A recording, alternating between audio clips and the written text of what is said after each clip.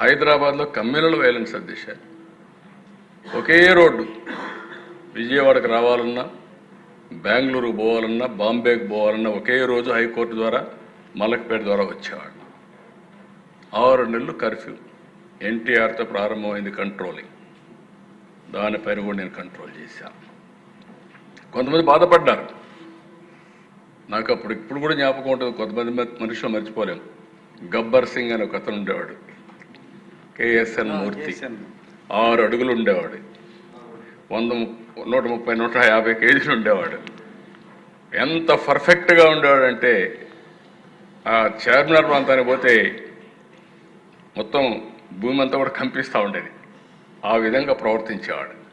మొత్తం కంట్రోల్ చేసాం దిశ.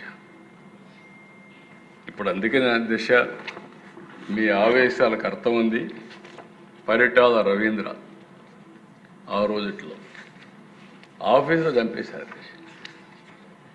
ఇవన్నీ కొన్ని చాలా జరిగాయి. అయితే నేను ఒకటే మీ అందరిని కోరేది, వాళ్ళు చేసిన పని మనం చేయగలిగితే ఈ రాష్ట్రానికి న్యాయం జరగదు. కానీ ఒక విషయం గుర్తుపెట్టుకోవాలి, మీరు తప్పు చేసి నేను తప్పించుకుంటానంటే మాత్రం ఈ ప్రభుత్వంలో ఎట్టి పరిస్థితుల్లో కుదరదు.